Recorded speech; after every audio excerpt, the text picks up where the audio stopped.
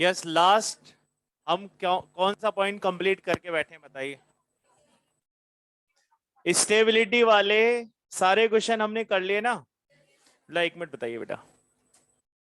हाँ, अब स्टेबिलिटी वाले में हम लास्ट में एक क्वेश्चन ऐसा है जिसको करेंगे और उसमें हमारे सारे एग्जांपल्स आ जाएंगे।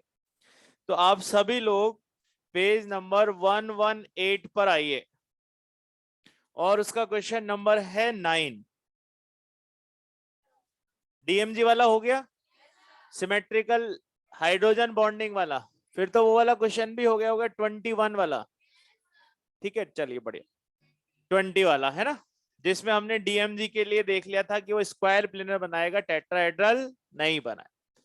अब अपने पास इसके बाद है कलर को लेकर बात, है ना। पर आप सबसे पहले लिखिए एप्लीकेशंस, एप्लीकेशंस ऑफ सीएफटी।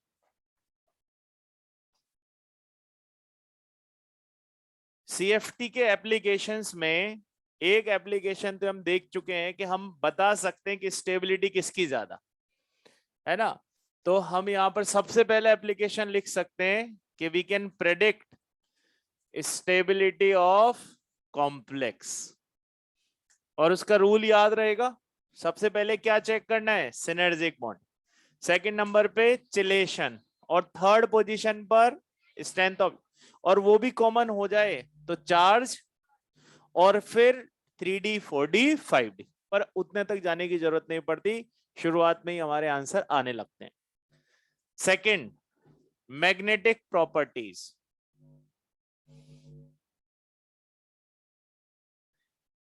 अब हमारे पास फॉर्मूला आ चुका है कि हम यहां पर n+2 का यूज करके मैग्नेटिक प्रॉपर्टीज को भी एक्सप्लेन कर सकते हैं कि किसकी मैग्नेटिक प्रॉपर्टी क्वांटिटेटिवली ज्यादा और किसकी कम। क्या बोलते हैं इसको, bore magneton. This unit is bore.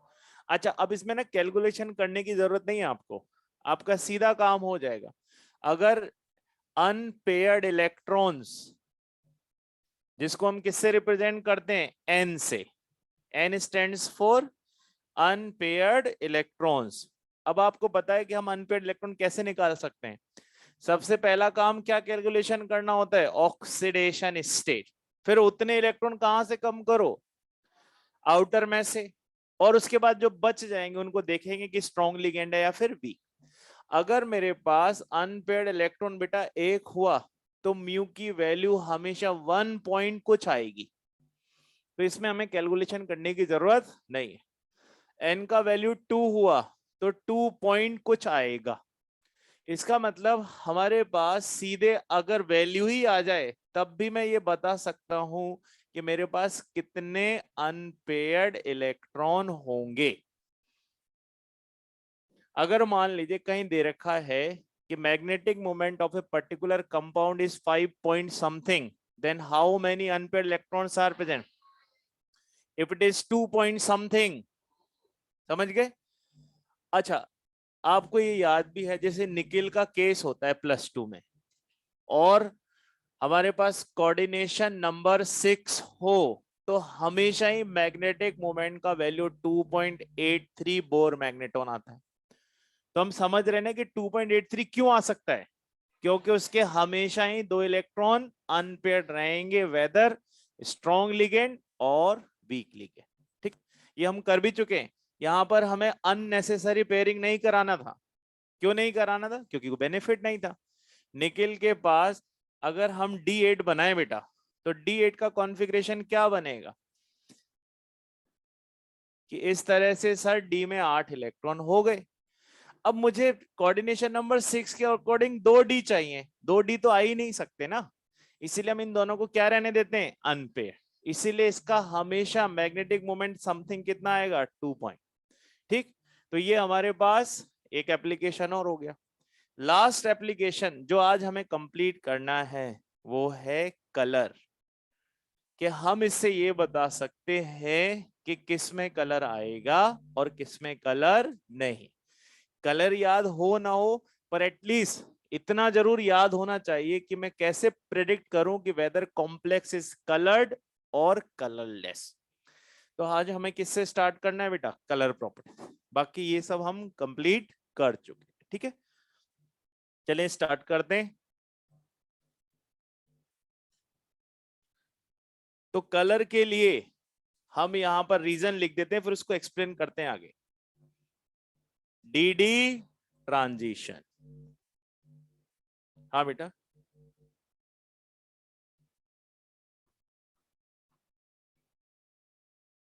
देखो वो बात हम पहले ही किसमें कर चुके हैं बेटा? वीवीटी में, है ना। तो वो जो फीचर वीवीटी का रहेगा वो सारे एडवांटेज तो हमें किसके साथ मिलते हैं? सीएफटी के। बस हम उन लिमिटेशंस को दूर करने की कोशिश कर रहे हैं जो कि हम वीवीटी में नहीं। जैसे हमने वीवीटी के बाद एमओटी पढ़ी थी, तो जो वीवीटी के एडवांटेज थे देवर कंटिन्यू इन एमओटी, पर एमओटी के नए एडवांटेज, है ना। अब यहां पर सबसे पहले कलर प्रॉपर्टी में ये समझना है कि sir what is meant by DD transition. अब बताइए आप, हमारे पास कितने नए सेट बने थे? दो। एक को बोला था, दूसरे को बोला था इजी। अब अगर इलेक्ट्रॉन यहां से यहां ट्रांसफर होगा बेटा, तो कोई ना कोई एनर्जी लेके जाएगा, क्योंकि इसकी एनर्जी कम और इसकी एनर्जी ज्यादा, और हमेशा वहां रहना पॉसिबल नहीं है, तो वो लौट कर भी आएगा। तो जितना एनर्जी लेकर वो गया उतना ही एनर्जी रेडिएट करेगा लौटते समय, और जो एनर्जी रेडिएट करेगा उसी से हमें क्या दिखाई देंगे? कलर्स। यानी कि अगर वो कलर्स हमारे विजिबल स्पेक्ट्रम की रेंज में लाई करेंगे तो हम उन्हें नेकेड आई से देख सकते हैं। और आपको याद है कि वो रेंज होती है बिबग्योर की। इससे पहले यूवी रेज होती है और इसके बाद में इंफ्रारेड। तो हम ना इन्हें देख सकते ना इन्हें। तो अगर कोई भी रेडिएशन इनकी रेंज में है, वेवलेंथ की कॉरेस्पॉन्डेंस, तो हम उन्हें नेकेड आई से देख सकते हैं। तो अब बस हमें यहां पर कभी कोई पूछा जाए what is mean by DD transition, तो it's a electron transfer from T2G to eg and back. T2G to eg and back. इसमें देखो कलर आने का हमेशा वही रीजन होता है, कोई ना कोई ट्रांजिशन होना चाहिए। जब तक ट्रांजिशन नहीं होगा तब तक कोई कलर नहीं आ। तो यहाँ पे जो ट्रांजिशन है उस ट्रांजिशन का नाम क्या है? D D transition. तो आप टॉपिक लगा लिए, पहले तो ये लिख लिया होगा आपने, फिर आप यहाँ पे क्या लिखेंगे? D D transition. अच्छा, डी डी ट्रांजिशन कब पॉसिबल होगा? भाई जब दो डी ऑर्बिटल्स हो भी तो सही, सेट तो हो, एक इजी और एक T2। और एक कौन बनाता है सेट? लिगेंड। कौन क्रिएट करता है? लिगेंड। अरे स्प्लिटिंग तो किसकी प्रेजेंस में होगी? अब मान लो लिगेंड ही नहीं है तो। इसीलिए कई बार क्या होता है कि हमारे पास, जैसे आप ये वाला एग्जांपल आपको बहुत अच्छे से पता है, कॉपर सल्फेट का, इसको आप क्या बोलते हो? Blue vitriol. पर अगर मैं इसको हीट करके इसके सारे वाटर मॉलिक्यूल हटा दूं तो ये हो गया कलरलेस। इसका मतलब यहां और यहां सिर्फ एक ही चीज का तो डिफरेंस है कि यहां पर वाटर मॉलिक्यूल्स थे, यहां पर वाटर मॉलिक्यूल्स नहीं है। तो जब तक लिगेंड्स प्रेजेंट थे तब तक डीडी ट्रांजिशन की पॉसिबिलिटीज थी, पर जैसे ही लिगेंड गायब हुए कलर भी गायब हो गया। तो इसका मतलब डीडी ट्रांजिशन तभी पॉसिबल होगा, पहली प्राइम कंडीशन क्या होनी चाहिए? लिगेंड्स। सेकंड, कि वहां पे डीडी ट्रांजिशन होना चाहिए। अब बताओ, D0 और D10 के केस में कोई डीडी ट्रांजिशन होगा क्या? क्यों नहीं होगा? D0 में कोई इलेक्ट्रॉन नहीं बचा और D10 में कोई स्पेस नहीं है, इसलिए इन केसेस में कभी भी डीडी ट्रांजिशन नहीं बताना है। तो अगर आपसे क्वेश्चन पूछे जाएंगे तो दो तरह के क्वेश्चन होंगे, ध्यान से सुनिएगा। पहला, कि कहां कहां कलर आ सकते हैं और कहां कहां कलर नहीं आ सकते। तो पहला प्राइम कंडीशन क्या देखना है कि वेदर D0 और D10 है कि नहीं। अगर D0 D10 के केसेस हैं तो कोई कलर नहीं होगा। अब दूसरा क्वेश्चन कि भाई किसमें वेवलेंथ ज्यादा और किसमें एनर्जी ज्यादा।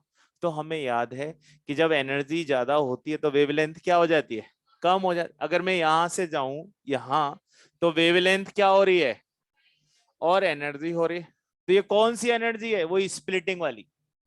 तो अगर ये हमें देखना हुआ तो मैं सीधा ऐसे देख सकता हूं ना कि सर जब मेरे पास स्ट्रॉन्ग लिगेंड होगा तो एनर्जी क्या होगी और लैम्डा क्या होगा, और जब मेरे पास वीक लिगेंड है तो एनर्जी कम, लैम्डा ज्यादा। तो इसका मतलब हमारे पास दो ही तरह के क्वेश्चन हैं, उनके दो ही तरह के आंसर हैं। पहला क्वेश्चन, वेदर कलर्ड और कलरलेस, क्या देखेंगे कि डीडी ट्रांजिशन पॉसिबल है या नहीं। सेकंड, किसकी वेवलेंथ ज्यादा किसकी वेवलेंथ कम, तो किससे देखेंगे, एसएफएल और डब्ल्यूएफएल से। बस इसी तरह से हमें दो टाइप के आंसर्स करने रहेंगे। तो सबसे पहले आप टॉपिक लिख दीजिए डीडी ट्रांजिशन। तो इसमें लिखे डीडी ट्रांजिशन में shifting of electron, shifting of electron, shifting में बोल सकते हो या फिर ट्रांजिशन में, shifting of electron from T2G to EZ, T2G to EZ and back, T2G to EZ and back in presence of ligand, in presence of ligand। किसकी presence में होगा बेटा ये सारा काम, लिगेंड। लिगेंड गायब तो कलर भी गायब। Second, we are able to see, we are able to see complementary colours. हम कौन सा कलर देख पा रहे हैं, complementary. We are able to see complementary colours of absorbed radiations.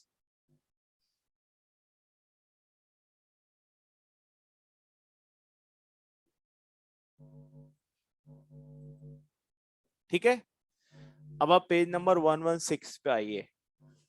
एक व्हील सा बना हुआ है, कलर व्हील।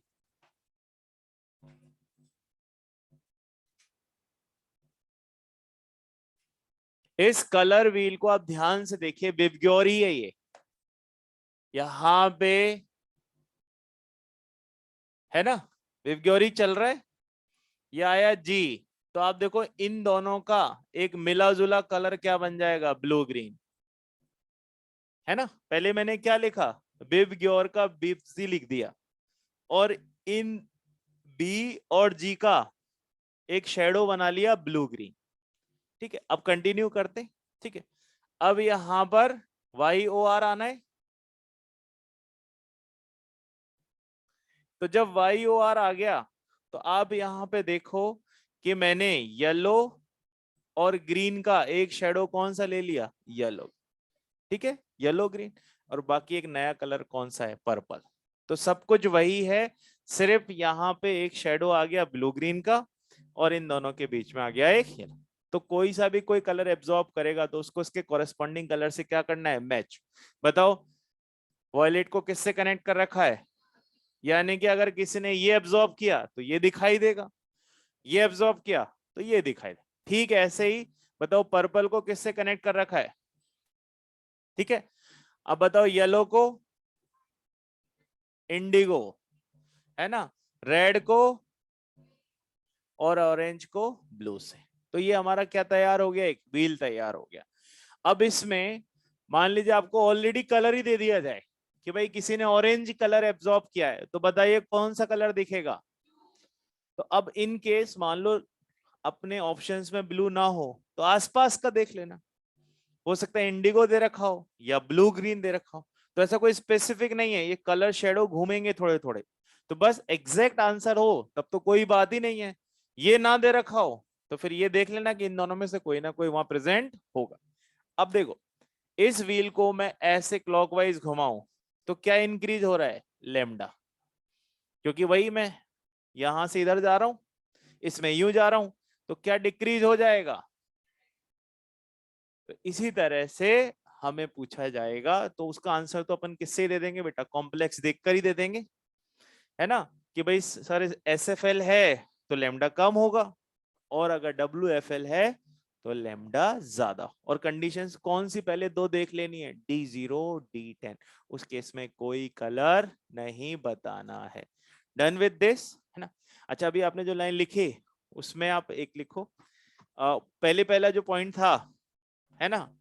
तो अब चलो ऐसा करो एग्जांपल्स में ही लिख लो आप तो सीधा, ठीक है। एग्जांपल्स में लिखो D0 D10 डैश लगा के लिख दो कलरलेस, D0 D10 कलरलेस, ठीक है।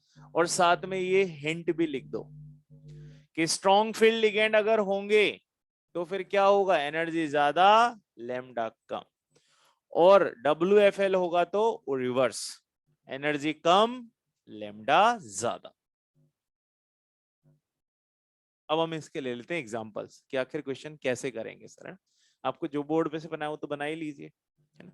यहाँ पर ये किसका एग्जांपल देखो, एक एग्जांपल तो ये हो गया कि भाई लिगेंड साफ तो कलर भी गया। अब दूसरा देखो, अगर ये ऐसे दे रखा हो तो बताइए कलर आएगा या नहीं आएगा।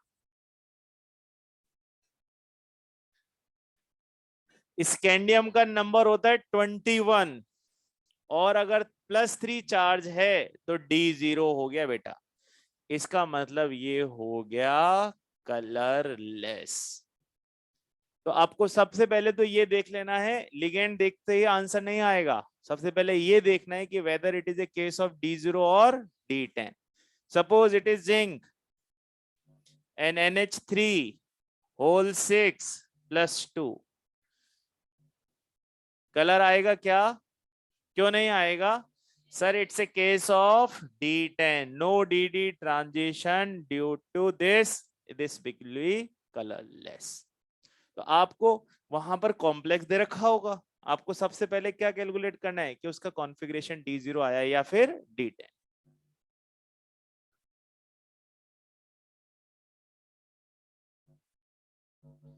हमेशा सबसे पहले क्या कैलकुलेट करना बेटा, ऑक्सीडेशन स्टेट, उसी से पता लगेगा कॉन्फ़िगरेशन। हाँ बच्चे, +2 है। जिंक के पास कोई वेरिएबल वैलेंसी नहीं होती, zinc always present in +2, that's why zinc is not considered as transition.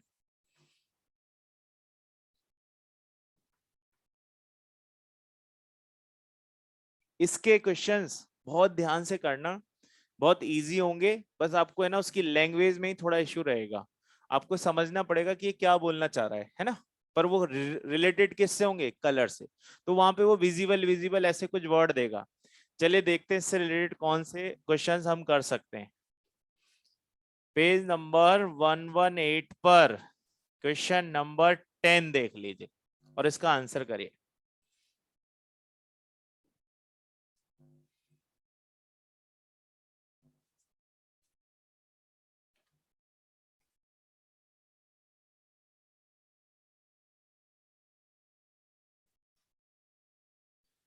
देखो अब उसमें क्या बोल रहा है, लोएस्ट एनर्जी, तो लोएस्ट एनर्जी तो किसके साथ ही होगी, जो सबसे वीक होगा। चलो कंपेयर करो कौन वीक चल रहा है। देखो क्लोरीन ही वीक लग रहा है मुझे, CO2 सबसे स्ट्रॉन्ग, साइनाइड सेकंड स्ट्रॉन्ग, और वाटर कम से कम हेलोजन से तो स्ट्रॉन्ग ही है, which means my answer will be first. ठीक है, तो अपने को पहले ये चेक कर लेना है कि भाई हमें क्या पूछा गया है, एनर्जी पूछा है या फिर वेवलेंथ। अब सब लोग आइए, एक्सरसाइज 2 के दो क्वेश्चंस हैं, 2-3 क्वेश्चन एक साथ कर लेते हैं। 7th पेज नंबर 138, ये सब कलर से रिलेटेड क्वेश्चंस हैं। क्वेश्चन नंबर 7, देखो लैंग्वेज ही समझने में बस वही एक वो समझ में आ गया तो काम जल्दी हो जाएगा।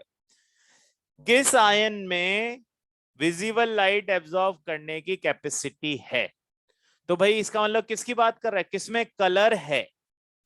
अब तो पहले वाले में कलर आ सकता है, क्यों नहीं आएगा, सेकंड वाले में क्यों नहीं आएगा, D0, थर्ड में भी तो D0 है। इसका मतलब इन तीनों में ही कोई कलर है, कलर किस में बचेगा, फोर्थ में, इसलिए अपना आंसर क्या हो गया, फोर्थ। तो समझ में आ रहा है कलर कैसे देखना है इंस्टेंटली। अब 8th देखो यहीं पर ही, क्वेश्चन नंबर 8, इसी पेज पे चल रहे हैं हम। ये सब एक्सरसाइज 2 के क्वेश्चंस हैं जो कलर पर बेस्ड हैं। पूछा है कौन कौन से कलरलेस हैं। अब आप सबसे पहले सभी का क्या निकाल लीजिए, ऑक्सीडेशन। बताओ टाइटेनियम का कितना ऑक्सीडेशन स्टेट आ रहा है, 4 + 4 में 0, D0 हो गया। कोबाल्ट +3, D0 है क्या, नहीं है, कलर आ सकता है ना। कॉपर +1, D10, कलर बिल्कुल गया। Na+2, कलर आ सकता है। तो इसका मतलब कौन कौन से हो गए, टाइटेनियम वाला और कॉपर वाला। देखो ऐसा कोई कॉम्बिनेशन है, 4। ठीक है, अब नेक्स्ट आइए 11th। कौन जो है लाइट एब्जॉर्ब नहीं करेगा। अब एक मिनट, इस क्वेश्चन को करने से पहले बोर्ड पे समझेगा, मैं इसके बारे में कुछ बता रहा हूं आपको। हमारे पास NiCN⁴ है बेटा, ठीक है। हमेशा ऐसा नहीं होगा कि ऑक्सीडेशन स्टेट से ही आंसर आ जाएगा या कॉन्फ़िगरेशन से, ये भी चेक करना पड़ेगा कि लिगेंड कौन सा प्रेजेंट है। अब आप यहां देखिए, निकेल के ऊपर ऑक्सीडेशन स्टेट क्या आ रहा है, +2, और निकेल के +2 में कॉन्फ़िगरेशन होता है 3D8 4s2, 2 हटा दें 0। अब हमारे पास क्या कॉन्फ़िगरेशन बन गया यहाँ पर कि डी में सर 8 इलेक्ट्रॉन हैं, और जब डी में 8 इलेक्ट्रॉन होंगे तो सर 2 अनपेयर्ड मिलेंगे। बट ये लिगेंड कैसा लिगेंड है, SFL, वो इनकी क्या करेगा, पेयरिंग। जैसे ही पेयरिंग करेगा आपके पास लास्ट का डी ऑर्बिटल क्या हो जाएगा, वेकेंट। अब हमें कितने लॉन पेयर रिसीव करने हैं, 4। तो भाई 4 तो तभी होंगे जब एक डी काम आ जाए, एक एस काम आ जाए और 2 पी काम आ जाए। तो इसका मतलब इसके पास कोई अनपेयर्ड इलेक्ट्रॉन है ही नहीं, क्योंकि हाइब्रिडाइजेशन है DS। तो बताओ इस केस में भी कोई ट्रांजिशन पॉसिबल है, क्योंकि D10 है एक तरह से, और ऐसा होगा तब भी कोई कलर नहीं रहेगा। तो जरूरी नहीं है कि D0 D10 ना हो तब भी कलर आ जाए। तो उसके लिए आपको क्या चेक करना पड़ेगा कि लिगेंड क्या है, कहीं सब कुछ पेयर करा तो नहीं दिया, और डी पूरा पैक तो नहीं हो गया। तो भाई यहाँ डी पूरा पैक हो चुका है, इसलिए कोई डी ट्रांजिशन पॉसिबल नहीं है, नो डी ट्रांजिशन। तो ये आपको पहले तो प्राइमरी किससे पता लग जाएगा, D0 D10 से। और अगर D0 D10 नहीं है तो फिर चेक करना पड़ेगा कि वेदर इलेक्ट्रॉन्स गेट पेयर्ड और नॉट। अगर ये केस होता है निकेल का, इसी तरह से NiNH3⁴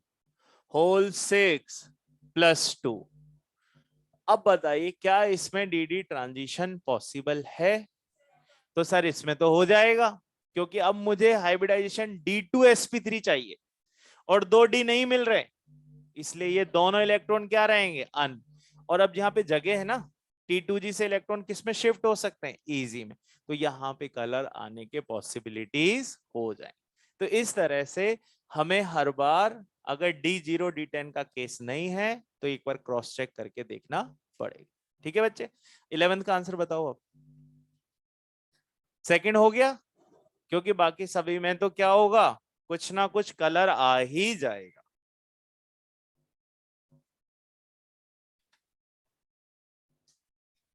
देखिए कलर आने का यही रीजन नहीं हो सकता, हमने ये भी देखा था कई बार इम्प्योरिटी से भी कलर आता है। जैसे डायमंड वगैरह, कुछ डायमंड, वैसे तो डायमंड कैसा होना चाहिए, colourless, but sometimes diamond are also coloured because some impurities get trapped. जब वो बॉन्ड बन रहा होगा उस समय कोई इम्प्योरिटी अगर उसमें एंटर कर गई तो फिर ऑब्वियस सी बात है वो कोई ना कोई कलर प्रोवाइड करेगी। जो भी हम स्टोन्स वगैरह पहनते फिंगर्स में, आपने देखा वो सब क्या होते हैं, इसी तरह से तो कलर्ड होते हैं, क्योंकि उसमें क्या है, कोई ना कोई इम्प्योरिटीज ट्रैप्ड है। तो जैसे रूबी रेड कलर का होता है, क्योंकि उसमें कौन ट्रैप हो गया, क्रोमियम आयंस। तो इसलिए कलर आने के कई और रीजंस भी पॉसिबल हैं, उसमें एक बड़ा रीजन क्या होता है, इम्प्योरिटी। तो अभी तो हम किसके बारे में पढ़ रहे हैं, डी ट्रांजिशन।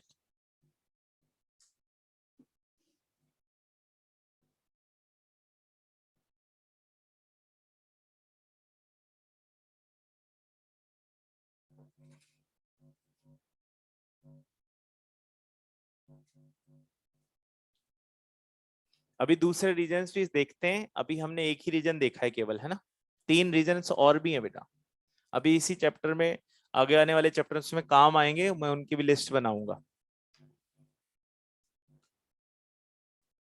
जो लोग लिख चुके हो वो पेज नंबर 117 पे गोल्डन की पॉइंट्स पढ़ने स्टार्ट कर दीजिए।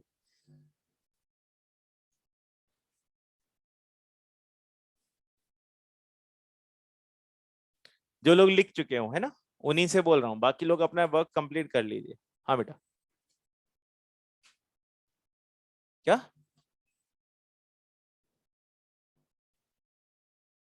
इस केस में आपका क्या कॉन्फ़िगरेशन लिखते हो आप?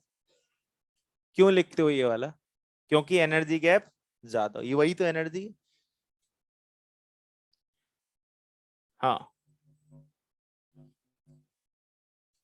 क्या बेटा, जोर से बोलिए। उसमें, हाँ, आपको कुछ ना याद हो तो एटलीस्ट स्कैंडियम से लेकर जिंक के एटॉमिक नंबर्स तो बिल्कुल याद होने चाहिए। आपकी जो मोस्टली प्रॉब्लम्स हैं वो सिर्फ किसको लेकर हैं? ऑक्सीडेशन स्टेट और दूसरा कॉन्फ़िगरेशन। अगर आपने ये 30 तक के याद कर लिए तो इसके बीच में कुछ भी आए हमें इंस्टेंट पता लगता है। जैसे स्कैंडियम का 21, तो बेटा टाइटेनियम का क्या हो गया? अब टाइटेनियम के साथ दिया हुआ है क्लोराइड, -2, यही था। अब आप यहां पे देखो कि इसकी ऑक्सीडेशन स्टेट कितनी हो गई बेटा? 4 हो गई। कैसे हो गई? 6 - 2, इट बिकम्स 4। 4 होते से आपको याद है टाइटेनियम का 22 में आप लिखते हो आर्गन 3d2 4s2। तो आप कौन से 4 इलेक्ट्रॉन कम करोगे? पहले ये 2 और फिर ये 2। तो अब इसके पास डी में क्या हो गया है? 0। तो बताओ इसमें कोई डी ट्रांजिशन हो पाएगा? नहीं। इसी तरह से हमें सब में देखना है। अब एक अपने पास एग्जांपल है Cu2Cl2। बताओ कॉपर की ऑक्सीडेशन स्टेट क्या है? यहाँ पे +1। कॉपर का कॉन्फ़िगरेशन हम लिखते हैं 29 का आर्गन 3d10 4s1। अब वो इलेक्ट्रॉन कहां से कम करेंगे? एस से। जैसे ही बेटा आपने एक इलेक्ट्रॉन कम किया आपके पास D10 आ गया, और D10 आने का मतलब कोई ट्रांजिशन पॉसिबल। तो आपके जितने भी अगर ऐसे प्रॉब्लम आ रहे होंगे तो वो सिर्फ और सिर्फ मेरे को लगता है या तो ऑक्सीडेशन स्टेट कैलकुलेट करने में दिक्कत है, और सेकंड दिक्कत है कि आपको एटॉमिक नंबर्स के अकॉर्डिंग कॉन्फ़िगरेशन में भी कोई प्रॉब्लम चल रहा है। तो वो आप वापस से कम 21 से लेके 30 तक, क्योंकि आपके जितने भी एग्जांपल्स होंगे ना वो इन्हीं बीच में चल रहे हैं, कोई नया एग्जांपल आता ही नहीं है। क्यों नहीं आता?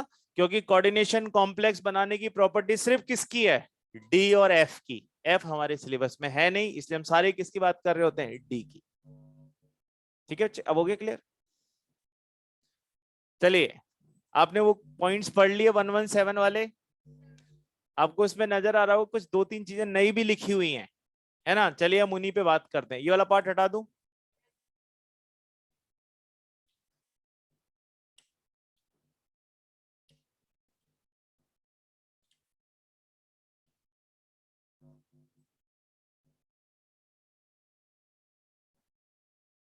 Reasons for colour. क्या क्या? पूरे इनऑर्गेनिक केमिस्ट्री में हमारे पास रीजंस हो सकते हैं कलर के, उन्हें हम एक बार में लिस्ट कर लेते हैं। सबसे पहला रीजन तो आपने आज ही पढ़ा है, डीडी ट्रांजिशन। किसके लिए यूज करेंगे? कोऑर्डिनेशन कॉम्प्लेक्सेस के लिए। एक आप पढ़कर आए हो केमिकल बॉन्डिंग में, पोलराइजेशन। देखो, आयनिक कंपाउंड्स जनरली कलरलेस ही होते हैं, क्योंकि उनका मेन पर्पज अपना क्या कंप्लीट करना होता है? ऑक्टेट। और भाई जिसका ऑक्टेट पूरा हो गया उसका कॉन्फ़िगरेशन इनर्ट गैस हो गया, और जिनका इनर्ट गैस हो गया उसमें कभी कोई ट्रांजिशन पॉसिबल नहीं होते।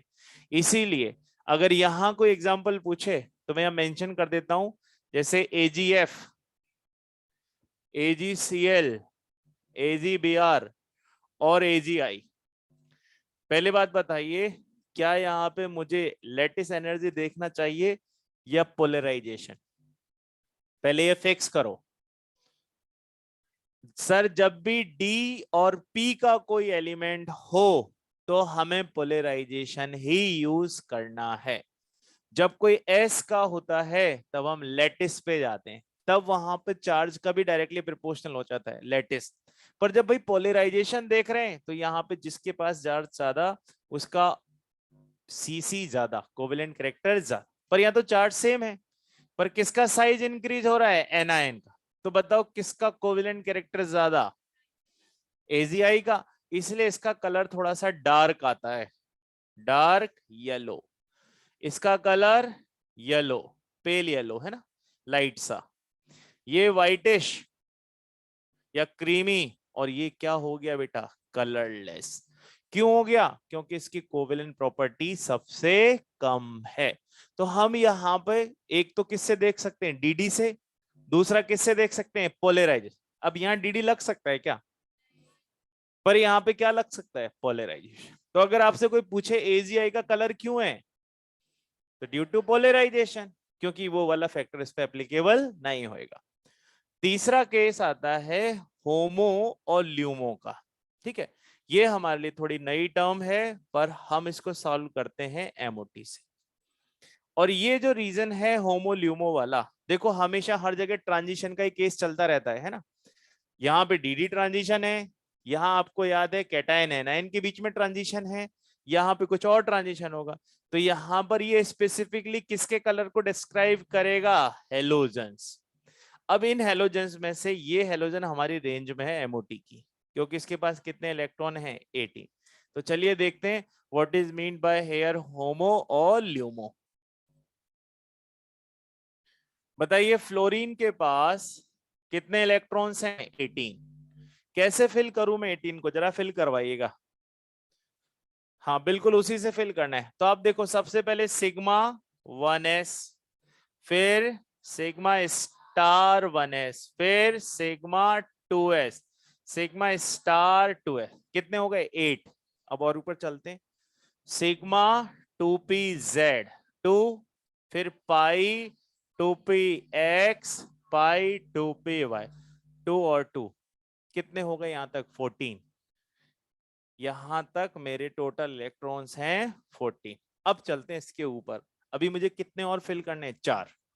तो आप बताओ नेक्स्ट बॉक्स कौन सा है, pi star 2px, pi star 2py। इनमें कितने इलेक्ट्रॉन्स फिल करूं, दो दो फिल कर सकते हैं। अब ये मेरा लास्ट पॉइंट है, यानी कि इस पूरी बिल्डिंग में हाईएस्ट पॉइंट ऐसा है जहां पे मैंने लास्ट इलेक्ट्रॉन भर दिए हैं। तो इसलिए इसको क्या बोलते हैं, हाईएस्ट ऑक्यूपाइड मॉलिक्यूलर ऑर्बिटल। तभी तो नाम क्या बन गया, होमो।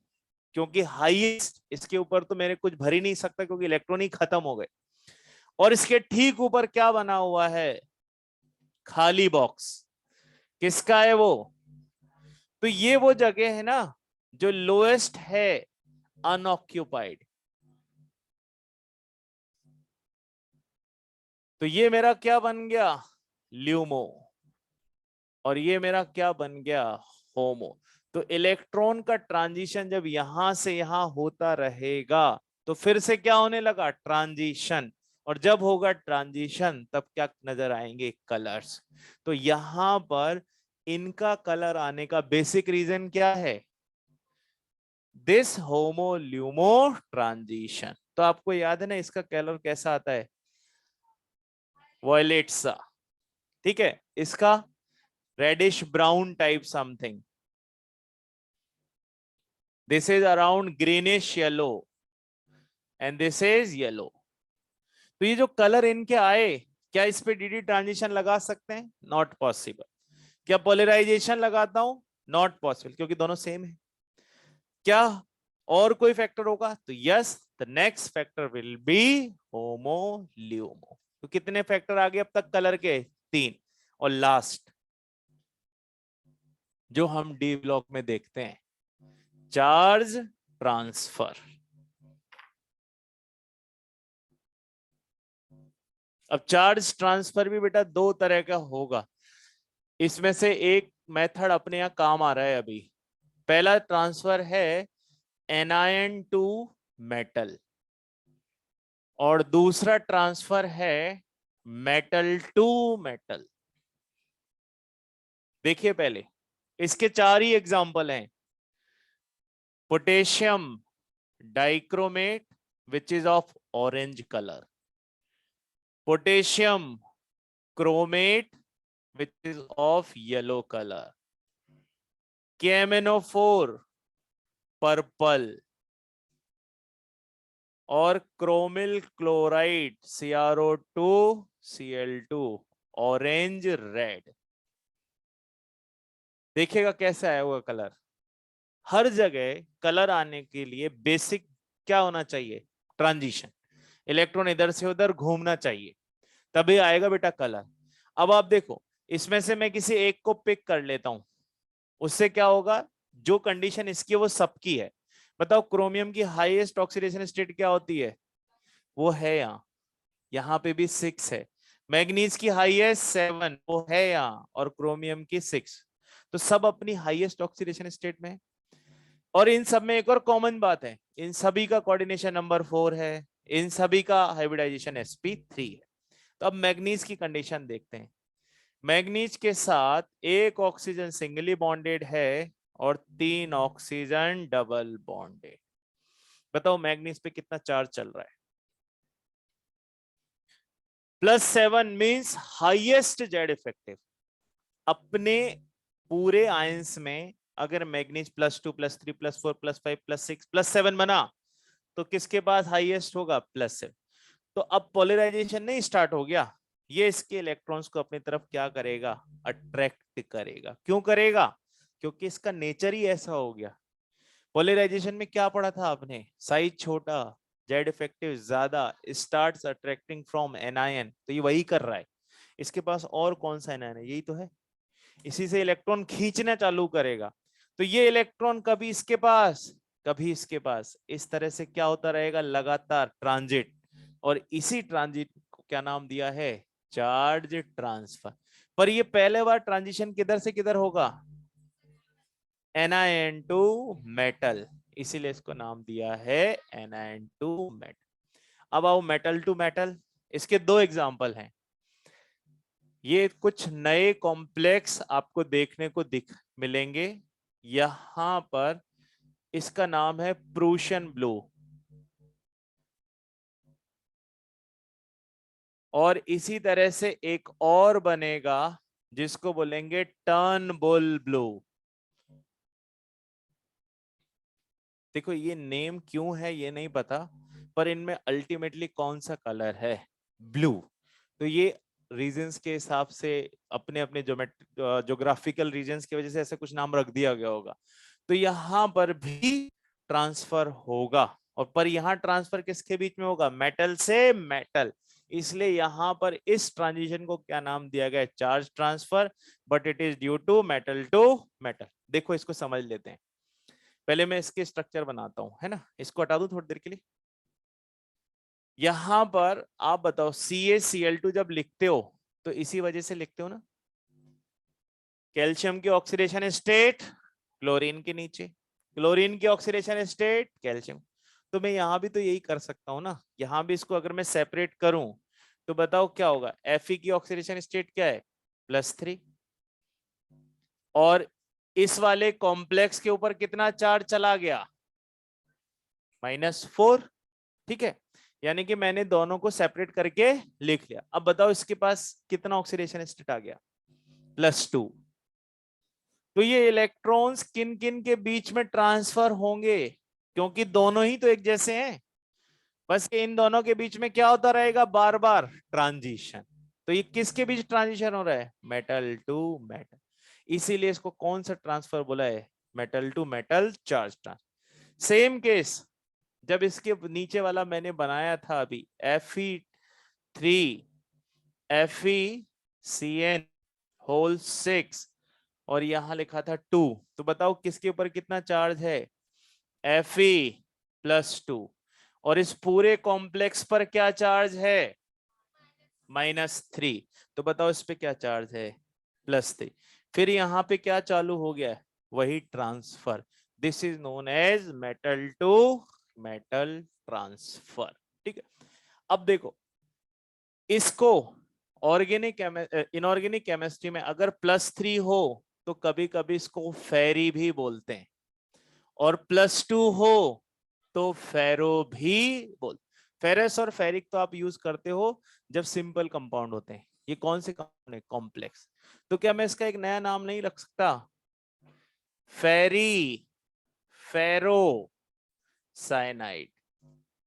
तो बताइए इसका नाम क्या हो जाएगा, फेरो फेरी, और दूसरा नाम क्या था एक और, टर्न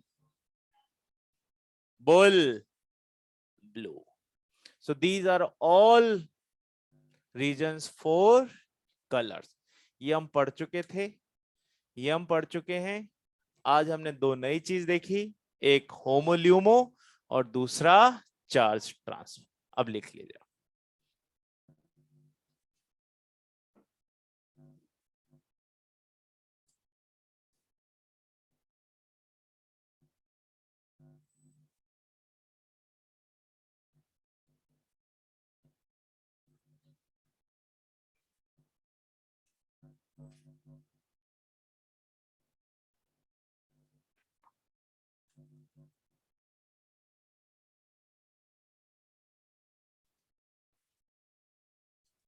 ये सबसे शॉर्ट ही है चार्ज ट्रांसफर और होमोल्यूमो का, इससे शॉर्ट नहीं हो सकता।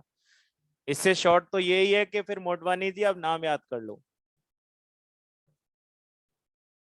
ये चार पूरे इनऑर्गेनिक केमिस्ट्री में कलर आने के कितने रीजन, चार। डीडी ट्रांजिशन हमने आज ही पढ़ा है, पोलराइजेशन केमिकल बॉन्डिंग में देखा, और होमो ल्यूमो और चार्ज ट्रांसफर दो नई चीजें आई।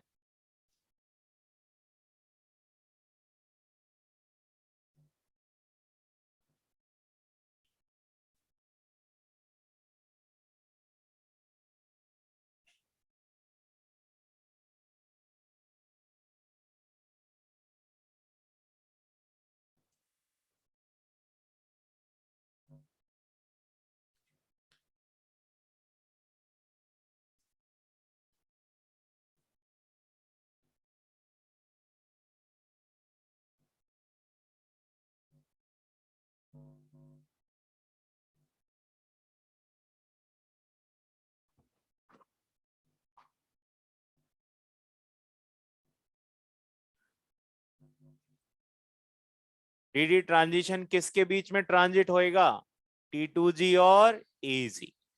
पोलराइजेशन का मतलब क्या होता है, कोवेलेंट प्रॉपर्टी। कब आ जाती है, जब किसी आयनिक कंपाउंड में कैटायन छोटा साइज होने की वजह से एनायन के इलेक्ट्रॉन को अपनी तरफ खींचने लगे, तो हम उसको बोलते हैं क्या डेवलप हो गया, पोलराइजेशन। क्या वहां पर फिर से इलेक्ट्रॉन का ट्रांसफर हो रहा है, यस सर। कैटायन एनायन के इलेक्ट्रॉन को अपनी तरफ खींच रहा है, this is known as transfer.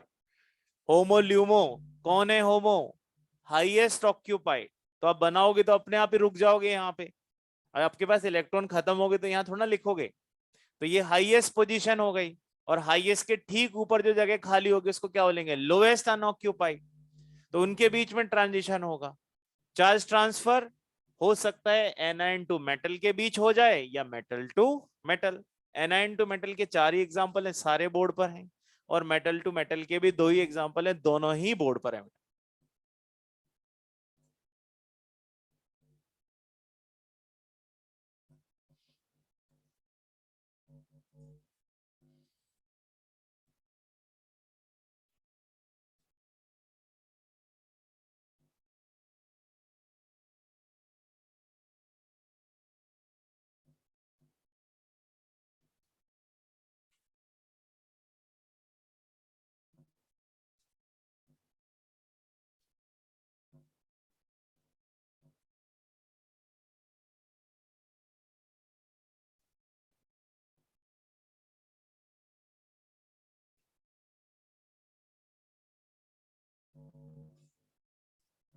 आज आप बिगनर्स बॉक्स पूरा 4 कंप्लीट करिएगा, है ना। कलर वाला क्वेश्चन था वो अपने सारे अपने आज कर ही लिए हैं। और एक्सरसाइज में 1 में कहां तक कंप्लीट कर दीजिएगा, जहां पर CFT खत्म हो रहा हो, आइसोमेरिज्म वाला पार्ट उससे पहले वाला, यानी कि we can go up to 63।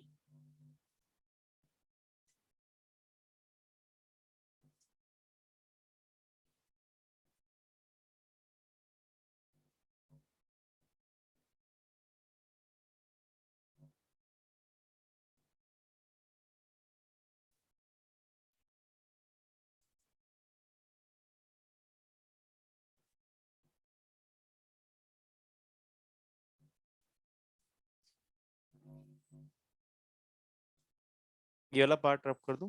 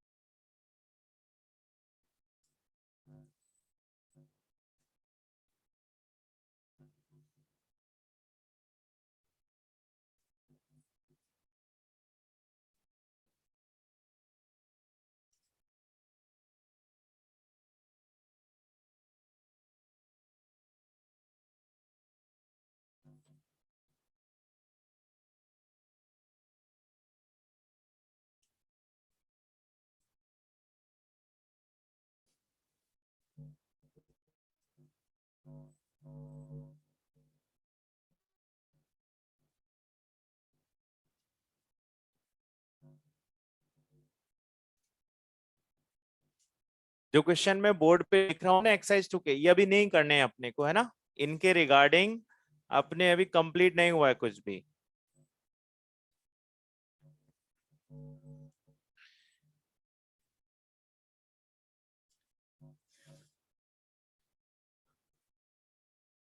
ये वाले क्वेश्चंस हमें अभी नहीं करने हैं एक्सरसाइज 2 के, और उसमें से ये दोनों क्वेश्चन तो बिल्कुल भी नहीं करने, वो अब सिलेबस में नहीं रहे।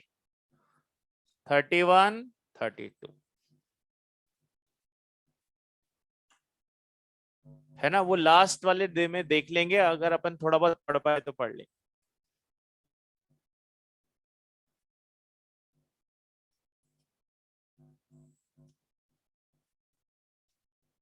एक्सरसाइज 3 आप तब करना जब रिवीजन करना होगा, पर एक्सरसाइज 1 2 साथ साथ कंप्लीट करिएगा। ये क्वेश्चंस अपने को अभी नहीं करने, ये कब से करने स्टार्ट करेंगे अपन, कल से। आज कुछ पढ़ेंगे, कल कुछ पढ़ेंगे, पूरा हो जाएगा, फिर आप इसे कंप्लीट करिएगा।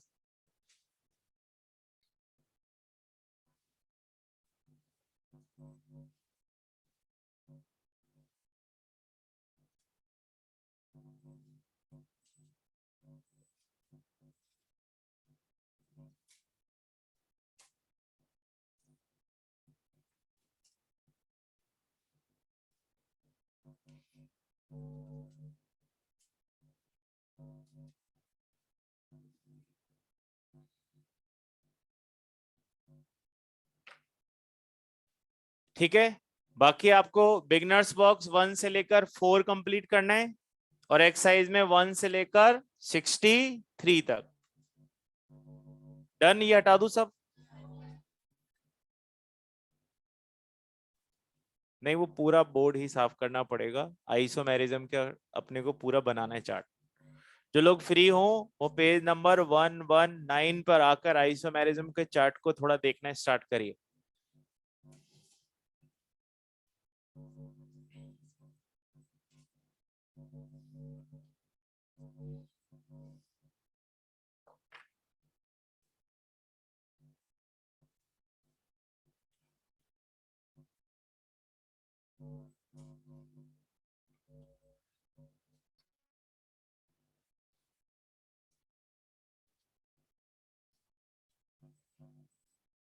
ये हटा दूं ना, मेटल टू मेटल, ये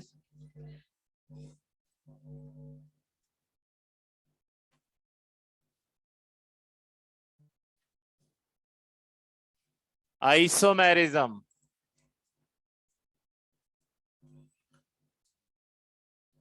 अच्छा, कोई डेफिनेशन क्या बनाई जा सकती है आइसोमेरिज्म, वेरी शॉर्ट सी, कि भाई इससे पूरा आइसोमेरिज्म क्लियर हो सकता हो। Same formula, different structure.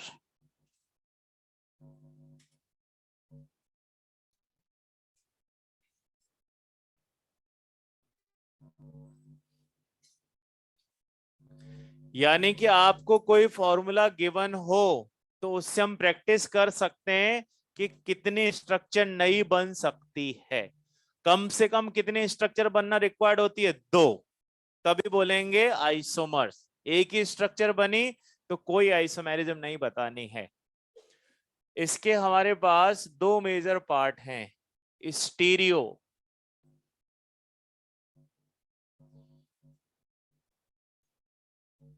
और दूसरी आइसोमेरिज्म स्ट्रक्चरल।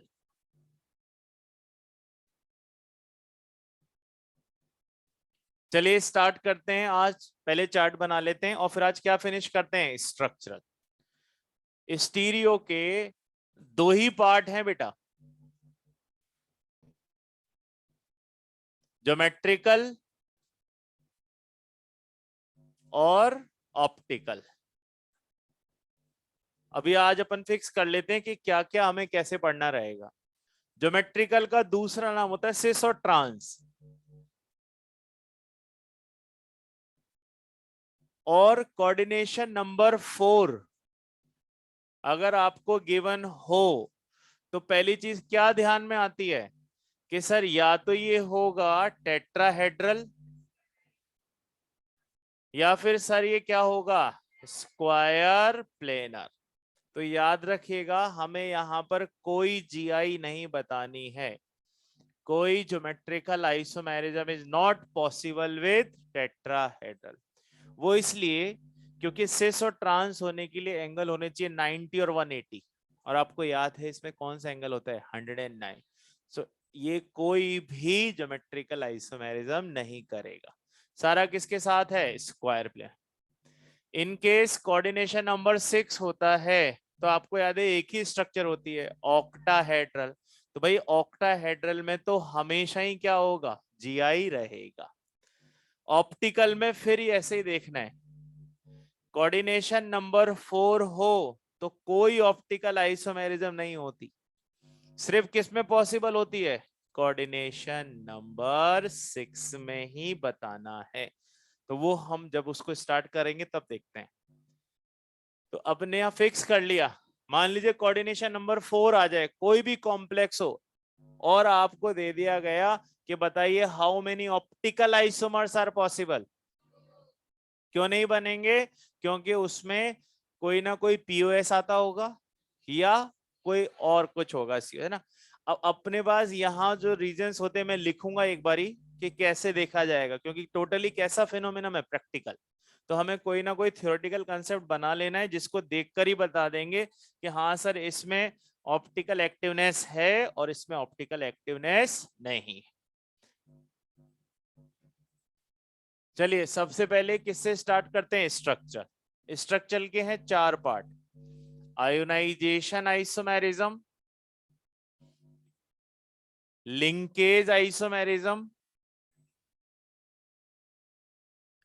हाइड्रेट या सॉल्वेट आइसोमेरिज्म,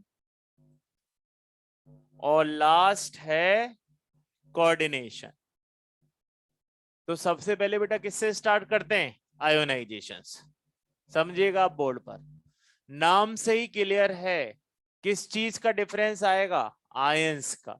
तो डेफिनेशन बार बार लिखने की जरूरत तो है नहीं, डेफिनेशन का एक पार्ट हमेशा वही रहेगा, सेम मॉलिक्यूलर फॉर्मूला। तो मैं पीछे वाला पार्ट लिख दूं, आइसोमर्स डिफर, किस चीज में डिफर करेंगे, इन टाइप ऑफ आयंस। याद रखिए मैंने नंबर नहीं लिखा है, क्या लिखा है बेटा, टाइप। यानी कि अलग अलग टाइप के आयन, नंबर से कोई फर्क नहीं पड़ेगा, 1 मोल 2 मोल अलग अलग हो सकता है, पर आयंस का टाइप अलग होना चाहिए। एक मान लीजिए क्लोराइड प्रोवाइड कर रहा है तो दूसरा ब्रोमाइड, ऐसा कुछ होना चाहिए। मान लीजिए आपको ये फॉर्मूला दे दिया है, CO NH3 होल 3 SO4 और यहाँ दे दिया ब्रोमीन। बताइए इस समय कौन सा आयन प्रोड्यूस होएगा? ब्रोमीन ही होगा, क्योंकि ब्रोमीन ब्रैकेट के बाहर है। अब अगर इसका कोई नया आइसोमर बनाना चाहे तो हम यहाँ पर किसको स्विच करेंगे? सल्फेट को और ब्रोमीन को, क्योंकि इसको बाहर ले जाने का कोई फायदा नहीं, क्योंकि ये तो आयन बनाता ही नहीं है। तो ऐसे केस में मेरे को यहां तो ब्रोमाइड मिला, तो यहां सल्फेट, तो ये दोनों एक दूसरे के क्या बन गए? Ionisation iso. अच्छा, एक बड़ी हिंट यहाँ पे ध्यान रखेंगे, बड़ी चेतावनी सी मान लीजिए, do not change coordination number. किसी भी हाल में क्या नहीं बदल देना है? कोऑर्डिनेट। जो कोऑर्डिनेशन नंबर गिवन हो बेटा उसी से ही बनाना है। अगर आपने कोऑर्डिनेशन नंबर ही बदल दिया तो आपने पूरा का पूरा फॉर्मूला ही ऑल्टर कर दिया। इसलिए क्या नहीं बदला जाएगा? कोऑर्डिनेशन। बताओ यहाँ कितना नंबर आ रहा है? तो यहाँ भी 4 ही रहेगा। समझ गए बात? अब एक और मैं लिख रहा हूं, आप मुझे बताइएगा कि उसमें कितने पॉसिबल आइसोमर्स बन सकते। कब तक बनाते रहेंगे आइसोमर्स? जब तक अलग टाइप का आयन बनता रहेगा। कब रुक जाना है? जब रिपीटेशन आने लगे। पीटी के साथ 2 अमोनिया है, 2 क्लोरीन है और बाहर ब्रोमीन है। आप ये लिखते भी जाओ और बनाते भी जाओ कि इसमें 2 बनेंगे, 3 बनेंगे, 4 बनेंगे या एक भी नहीं बनेगा।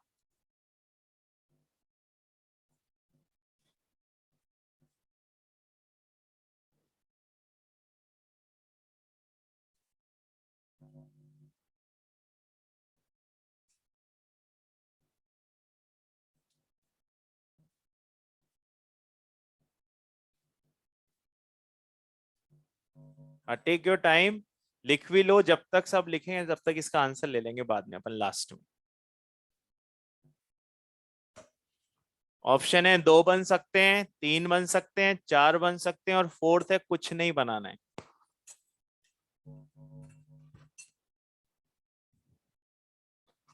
आइसोमेरिज्म का मतलब ही होता है हर बार नई स्ट्रक्चर बन सकती हो तो बनाएं, नहीं बन रही हो तो रुक जाएं।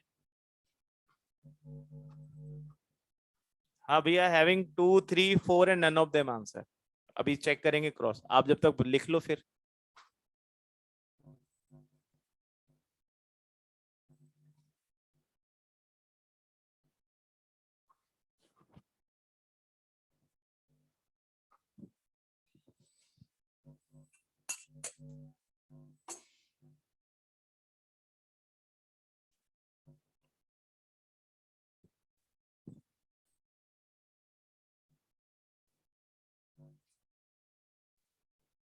यहां तो कितने बनाए थे बच्चे अपने? 2। ठीक है, अब यहां क्या पॉसिबिलिटी है? पहली बार में तो मैं क्या करूं, अच्छा ये 2 लिखो है ना बेटा, 3 से कोई 5 वाला नहीं बन पाए।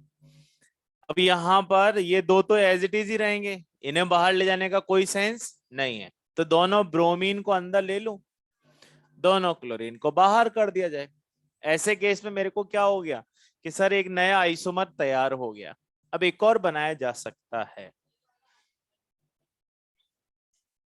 कि सर एक ब्रोमीन और एक क्लोरीन अंदर रख के 4 कर लीजिए पहले, और बाहर भी एक ब्रोमीन और एक क्लोर। तो इनमें डिफरेंस आ गया टाइप्स का। यहां पर सिर्फ ब्रोमाइड ब्रोमाइड, यहां सिर्फ क्लोराइड क्लोराइड, यहां पे ब्रोमाइड क्लोराइड दोनों। हर बार एक नया डिफरेंस क्रिएट किया जा रहा है। तो टोटल कितने बनेंगे? 3 आइसोमर। तो इस तरह से पॉसिबल आइसोमर्स भी पूछा जा सकता है। ये वाला पार्ट बोर्ड पे ही रहेगा, आप वहां से लिखो, मैं हर बार वो रब करूंगा। ये वाला तो अपना रेफरेंस है ना, तो ये तो लिखे ही रहेगा।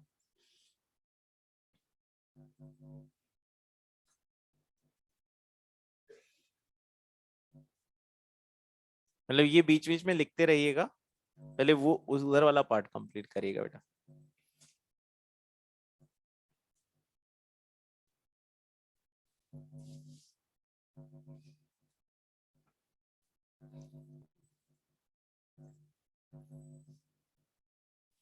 आइसोमेरिज्म का एक ही रूल रहेगा बेटा, जब तक नया स्ट्रक्चर बन सकता है तब तक हम आइसोमर्स प्रोड्यूस करते रहेंगे। जैसे ही रिपीट होने लगे समझ जाइए कि आइसोमर्स हो गए पूरे।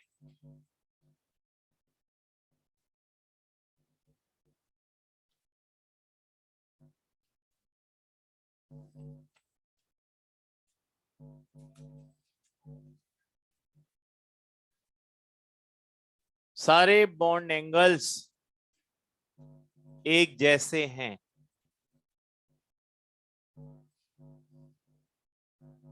अब हटा दो बेटा आयनाइजेशन।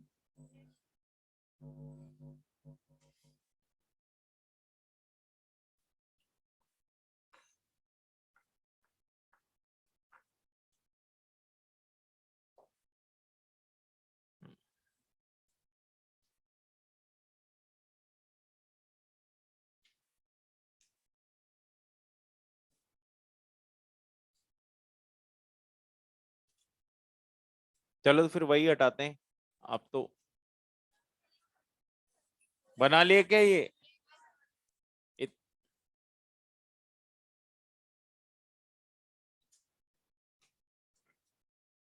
इतना तो लिखा भी नहीं है यहाँ पे।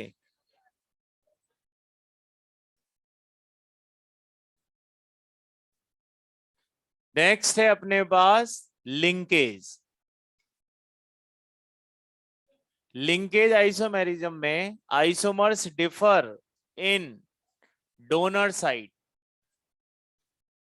और डोनर साइड होने के लिए अलग अलग हमें कौन चाहिए? एम्बी डेंटेट्स। यानी कि ये आइसोमेरिज्म तभी आ सकती है जब आपके पास कौन मौजूद हो? इनके बिना ये आइसोमेरिज्म पॉसिबल ही नहीं है। इसी फॉर्मूला में मैं यहां पर क्या ले लेता हूं? CN। अब बताइए, इसका मुझे आइसोमर बनाना हो तो क्या बनाऊं? CN को घुमाकर NC लिख दिया जाए बस। तो ये कितने आइसोमर बन गए? दो। तो इस तरह से हो सकता है कि लिंकेज के साथ साथ आयोनाइजेशन भी बन जाती हो कहीं, वो भी ध्यान रखना। बाहर मान लीजिए बाहर ब्रोमीन होता है ना, जैसे यही वाला फॉर्मूला लेकर यहां पर मैं साइनाइड के साथ ब्रोमीन भी रख लेता हूं, तो बताओ इसमें और भी ज्यादा आयोनाइजेशन भी दिखाई दे सकती है। पहले तो मैं मेंटेन रखूंगा कि मैं क्या बनाते रहूं? Linkage linkage. फिर मैं एक लास्ट में एक और चेंज भी तो कर सकता हूं, आयंस भी तो बना सकता हूं। तो इसलिए याद रखिएगा कि पॉसिबल आइसोमर्स में आप किस किस को भी काउंट करते जाएंगे कि आयोनाइजेशन तो नहीं चल रही। यानी कि क्वेश्चन दो तरह का आएगा। पहला क्वेश्चन, इसमें लिंकेज आइसोमेरिज्म है या नहीं? तो सर बिल्कुल है। क्या देखकर ही बता दिया? एम्बिडेंटेड देखकर ही बता दिया। दूसरा, क्या इसमें और भी कुछ पॉसिबल है? यस सर, क्योंकि सर बाहर मुझे कौन दिख रहा है, तो मैं इनको इंटरचेंज भी तो कर सकता हूं। यानी कि मेरी पहली पॉसिबिलिटी तो CN को मैं क्या कर दूं? NC। फिर और बन जाएंगे बहुत सारे।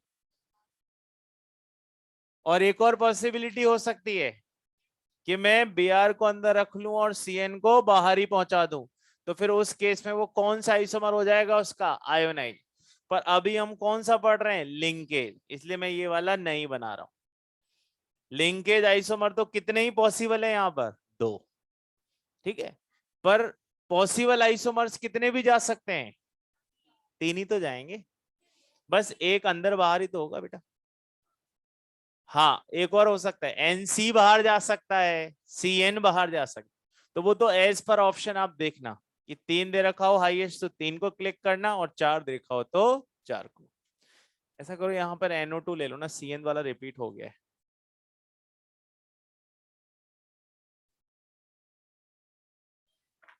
यहां पर अगर NO2 है बेटा तो यहां पर क्या हो जाएगा? ONO। बस क्या चेंज करनी है? साइड को फ्लिप करना है। क्या? हाँ यहाँ 3 कर दीजिए।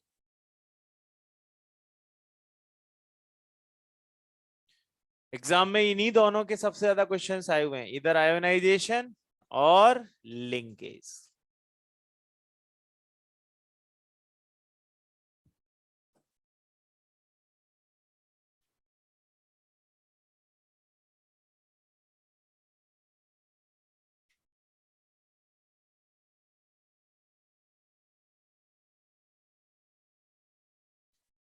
अभी हम सिर्फ इंडिविजुअल आइसोमेरिज्म पढ़ रहे हैं, है ना, इसलिए पॉसिबल वाला क्वेश्चन कहीं और आए तो फिर उसमें क्या क्या भी चेक करना। आयोनाइजेशन भी पॉसिबल हो सकता है और लिंकेज भी पॉसिबल हो सकता है। और मैंने तो कोऑर्डिनेशन नंबर 4 ही ले रखा है, हो सकता है कोऑर्डिनेशन नंबर 6 भी हो, तो उसमें चेंजेस बहुत सारे हो सकते हैं। अब आ जाइए नेक्स्ट, हाइड्रेट। नाम से ही क्लियर है किसका डिफरेंस आएगा, वाटर का। और अदर देन वाटर अमोनिया हो गया तो सॉल्वेट बन जाएगा। हाँ बेटा।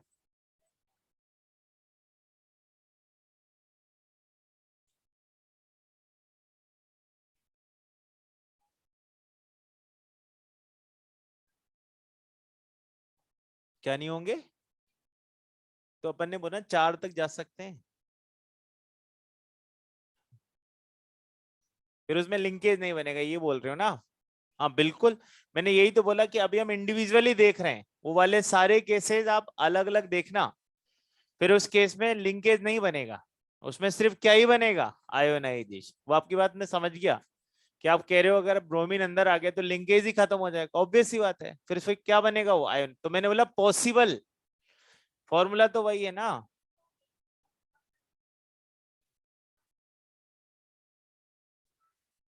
अरे ये लो, आप ये कहना चाह रहे हो, मैं समझ गया आपकी बात, आप सुन नहीं रहे हो।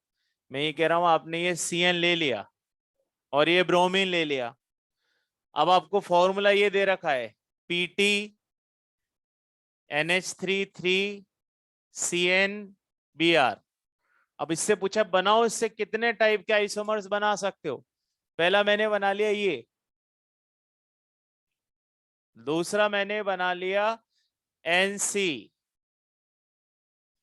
तीसरा मैंने बना लिया ये CN Br ले लिया, ये CN, चौथा मैंने बना लिया PD NH3 3Br, है ना। अब बाहर जाकर NC करने का क्या फायदा है, वही मैं आपसे कह रहा हूं, तो आपको बनाकर ही देखना पड़ेगा, वही आपको बनाकर ही बेटा देखना पड़ेगा, क्योंकि बाहर लिंकेज का कोई सेंस ही नहीं है ना। अब हाँ एक केस हो सकता है कि आप इसको NC कर लो और फिर बाहर भेज दो, तब तो 4 बन जाएंगे ना। तो मैं क्या बोला था इससे पहले कि कितने भी बनाए जा सकते हैं डिपेंडिंग ऑन गिवन ऑप्शंस। अगर उसमें हाईएस्ट 3 दे रखा हो तो 3 पे क्लिक करना, और 4 दे रखा हो तो 4, क्योंकि हमें नहीं मालूम ना कि कौन किससे इंटरचेंज होगा। हम्म, एक काम करो, कहीं कोई क्वेश्चन हो तो उसको सॉल्व करके और फिर बताना बेटा ना। अब आप बोलो। मैं आपको यही बोल रहा हूं कि यहाँ पर आप जितने चाहो अपनी मर्जी से बना सकते हो, पर क्वेश्चन के अकॉर्डिंग ही बनाओगे ना, तो पहले क्वेश्चन करो कोई और उसको ले आना। वो क्वेश्चन नहीं है, गलत लिख दिया मैंने बस। ऐसे केस में आइसोमर्स किस में डिफर होंगे, नंबर ऑफ वाटर मॉलिक्यूल। ना तो उसमें ऑक्सीडेशन स्टेट निकाला हमने, ना उसमें कोऑर्डिनेशन नंबर सेट किया, वो तो वो जो बोल रही थी बच्चे उसको लिख रहे थे बस, है ना।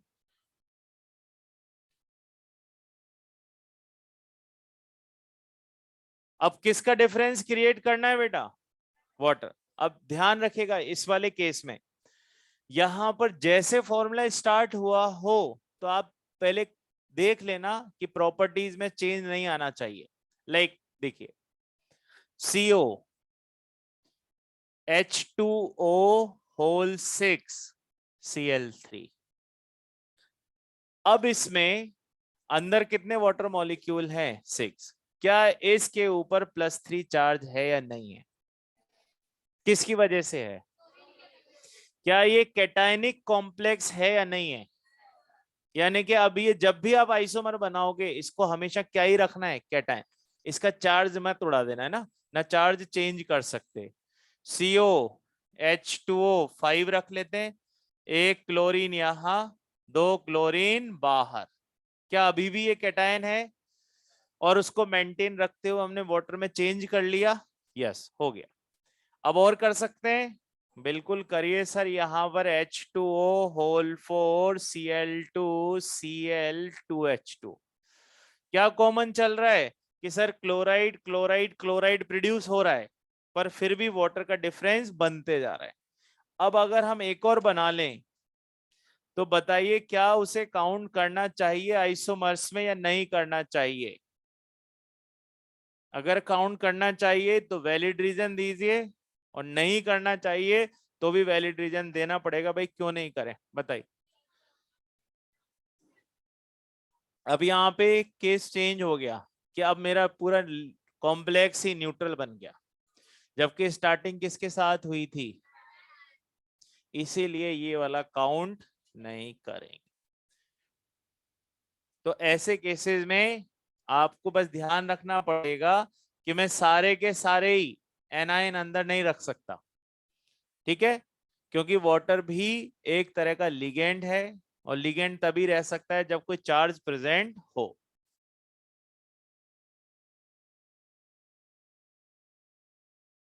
तो लास्ट वाला काउंट नहीं करेंगे। कितने आइसोमर बन गए? 3। इसमें बनाइए, मैं एक और प्रॉब्लम यहां लिख दे रहा हूं, PtH2O6Cl4। Total possible isomers hydrate वाले।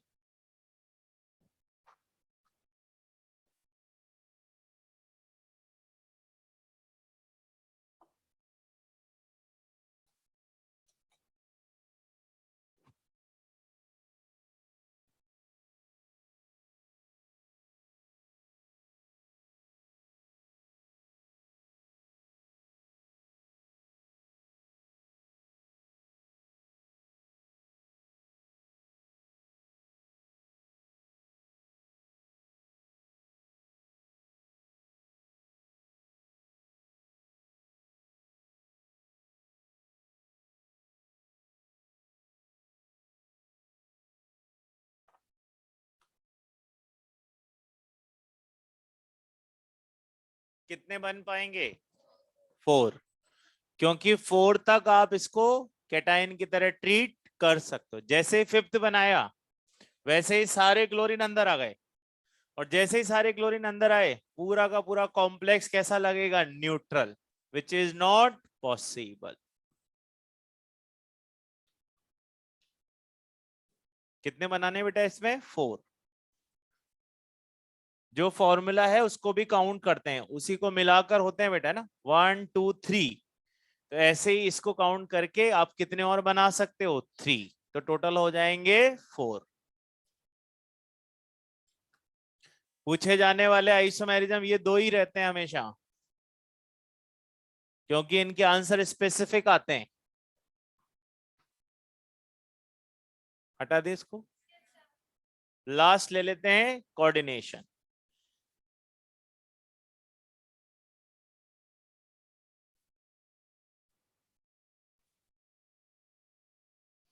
कोऑर्डिनेशन देखो, सब में एक एक खास बात है। आयोनाइजेशन तभी हो सकता है जब आयन हो, लिंकेज तभी हो सकता है जब एम्बिडेंटेड हो, हाइड्रेट तभी पॉसिबल है जब वाटर या कोई दूसरा सॉल्वेंट हो, तो कोऑर्डिनेशन भी तभी पॉसिबल होगा जब दो कोऑर्डिनेशन स्फीयर्स हो। कितने स्फीयर हो? दो। वो आप देखकर आए हो पेज नंबर 109 पे, 107 पे, जहां पर नीचे हमने एक नोमेनक्लेचर किया था। एक कैटायनिक कॉम्प्लेक्स था और एक एनायनिक कॉम्प्लेक्स था, है ना, वैसा case. Isomers having exchange of ligands and CMA, इनमें आपस में क्या होता है? लिगेंड का और सीएमए का एक्सचेंज चलता रहता है। व्हेन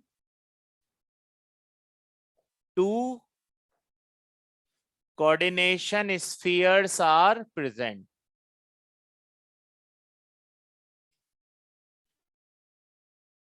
चलिए देखते हैं।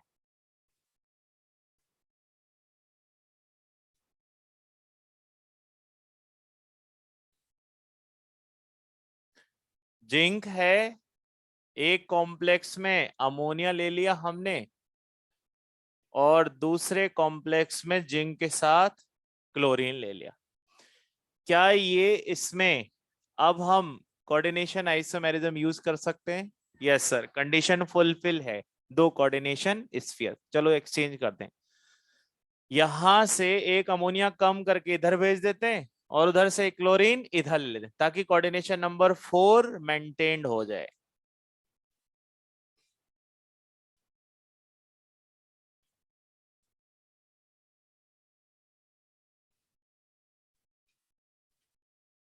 ठीक है, एक और बनाते हैं।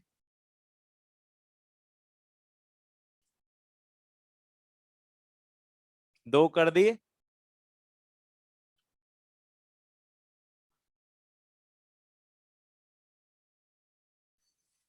बताइए इसको काउंट करना चाहिए कि नहीं? इसको आप काउंट करके करोगे क्या? ये और ये एक ही तो चीज है। जैसा यहां दिख रहा है वैसे स्ट्रक्चर उसकी दिखेगी। तो ऐसे केसेस में नहीं बना। इसका मतलब कितने बने? दो बने। तो जब भी ऐसा केस हो जाए कि दोनों तरफ नंबर ऑफ लिगेंड जिनको एक्सचेंज किया है इक्वल इक्वल हो गए, तो वो दोनों ही कॉम्प्लेक्सेस क्या माने जाते हैं? न्यूट्रल। और न्यूट्रल होने के केस में उन दोनों के बीच में कोई आइसोमेरिज्म पॉसिबल नहीं होगी, जस्ट लाइक हाइड्रेट। ठीक है, अब ये तो कोऑर्डिनेशन नंबर 4 का केस था। मान लो 6 आए तो उतनी ही बार घुमाना है ना? तो इतनी बार घुमाने के लिए बहुत सारा टाइम खर्च होता है। तो हम इसको शॉर्ट में कुछ बना लेते हैं जिससे आप सीधा आंसर करेंगे। ये वाला पार्ट हटा दूंगा, मतलब इसका सीधा आंसर कैसे आ सकता है वो देख लेते हैं। कौन सा आइसोमेरिज्म बता रहा हूं मैं? कोऑर्डिनेशन। इफ सीएमए सेम, अगर मेरे पास सीएमए सेम हो जैसे ये वाला केस है, तो ऐसे केस में number of isomers are equal to half of coordination number.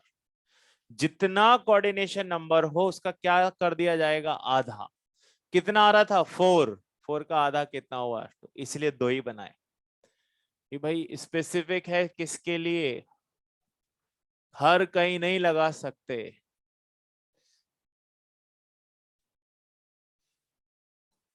दूसरा केस, मान लीजिए दोनों अलग अलग होते।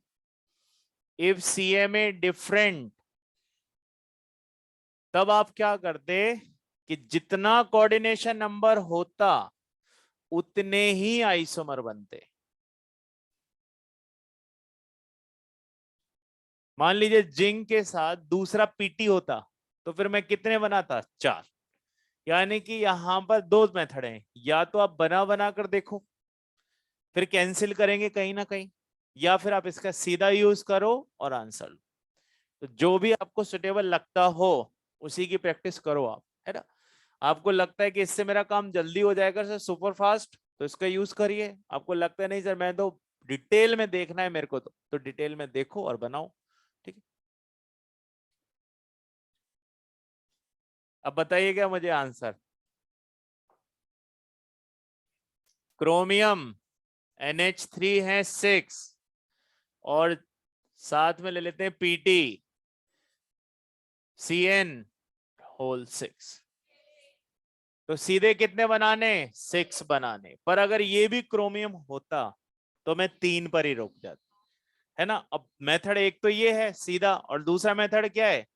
आप बनाइए, देखिए और ऐसा कॉमन आए तो उसको काटिए, या कोई रिपीट होगा ठीक है, उसमें मिस्टेक होने के चांसेस बढ़ते जाएंगे क्योंकि हमें नहीं पता रहेगा कि कहाँ तक चेक करना रहता है ना, किसको कैंसिल करना है।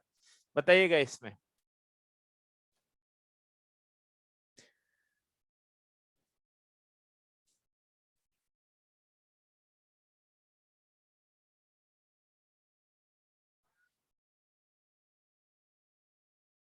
आज यहीं इसके साथ खत्म करेंगे। कल क्या स्टार्ट करेंगे? Stereo isomerism. आपके पास टाइम है, जब तक मैं जाऊं आप आंसर कर लो।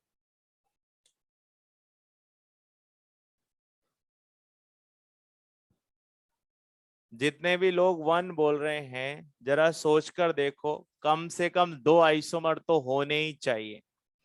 क्या कभी ऐसा होता है कि एक आइसोमर हो? अरे भाई एक क्या होता है, एक तो वो पहले ही बना हुआ है। इसका मतलब कुछ भी पॉसिबल नहीं है। No isomers. आपने यहाँ पे दो गिने कि एक गिने थे? क्यों गिने थे दो? इसको मिलाकर गिने थे ना। और जब इसका कोई नया स्ट्रक्चर नहीं बनेगा तो आप उसको एक कैसे बोलोगे? आइसोमर्स मिनिमम तो कितने होते हैं? दो तो होते ही हैं। इसका मतलब इस केस में कोई आइसोमेरिज्म नहीं है।